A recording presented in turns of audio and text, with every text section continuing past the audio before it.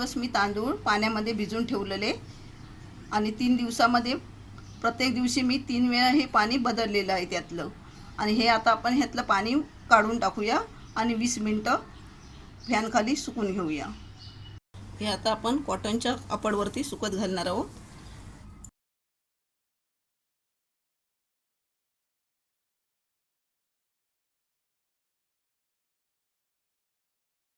हे आता आपण सुकत घातले. याला 20 मिनटं आपण असेच फॅनखाली ठेवणार आहोत. तांदूळ वाळत घातल्यावर 20 मिनटं झाली आहेत. आता आपण हे एकत्र करून मिक्सरला बारीक लावून घेऊया. हे अनारशीचे तांदूळ मी मिक्सरला लावून घेतले आणि त्या पिठाचं हे वरचं जाडपणा आलेलं आहे तो मी एकदा पुन्हा मिक्सरला लावून चाळून घेते आणि त्यानंतर आपण ह्यामध्ये गुळणी घालून पीठ मळून घेऊया. तांदूळ मिक्सरला लावून आपण चाळून घेतले आहे. 1 वाटी गूळ हे आपण किसून घेतलेला आहे आणि किसल्यामुळे आदल्या दिवशी हा किसलेला आहे त्यामुळे हा पातळ झाला आहे. 1 चमचा तूप, पहिला तूप घालून घेऊया.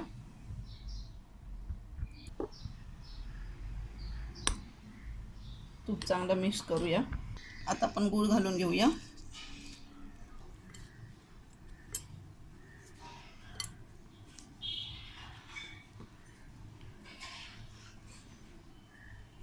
गूळ आपण मिक्स केला आणि चांगला मिक्स होण्यासाठी आपल्याला हा मिक्सरमध्ये थोडं आपण परतून घेणार आहोत म्हणजे आपल्याला जास्त पीठ मळायला लागत नाही.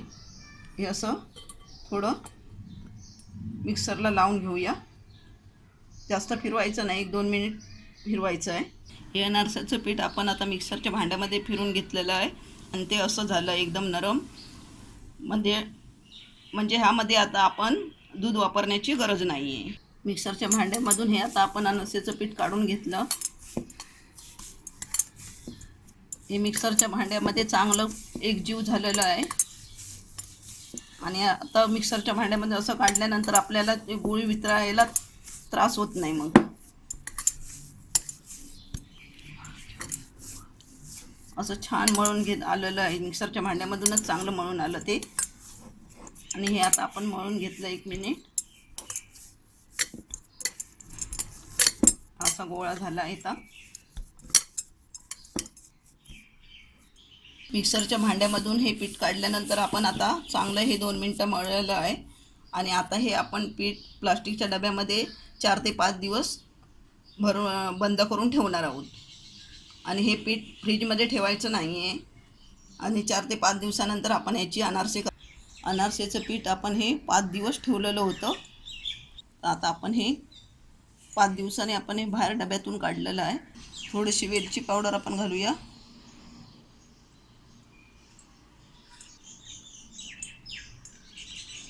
आणि चांगलं असं एकजीव करून घेऊया. आता त्यामध्ये आपण आता 2 चमचे दूध घालणार आहोत कारण आपण मळून ठेवते वेळी दूध घातलं नव्हतं.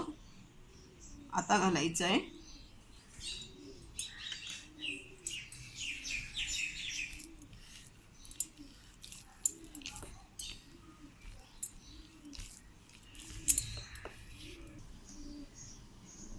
पीठ आपला चांगला मळून झाला, एकदम सॉफ्ट झालेला आहे पीठ. आता आपण हे छोटे छोटे गोळे करून अनारसा तळून घेऊया. साधारण आपण एवढे गोळे घेणार आहोत. प्लेटला आपण तेल लावून घेऊया जरा.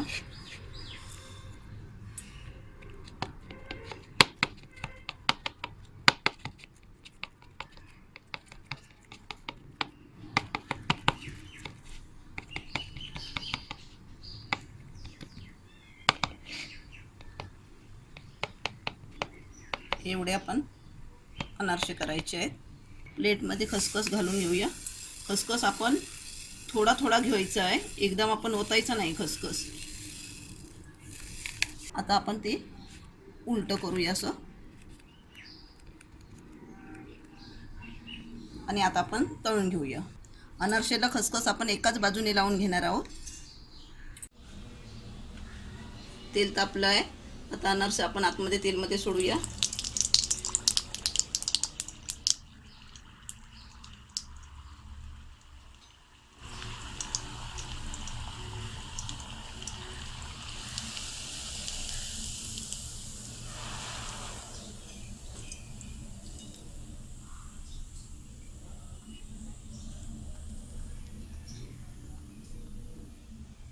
परतून घेऊया.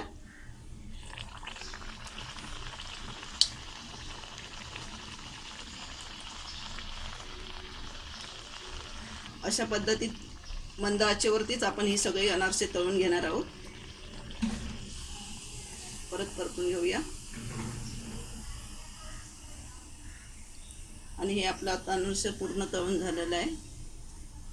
अशा पद्धतीत आपण ही सगळे अनारसे तळून घेऊया. अनारसे तळून झाली आहेत. एकदम चांगली फुलून आलेली आहेत अनारसे आणि खूप छान झाली आहेत. अशा पद्धतीत तुम्ही पण आता दिवाळीला ही अनारसे करून बघा. आणि हा व्हिडिओ आवडला असेल तर लाईक करा आणि रसास्वादला सबस्क्राईब करा. धन्यवाद.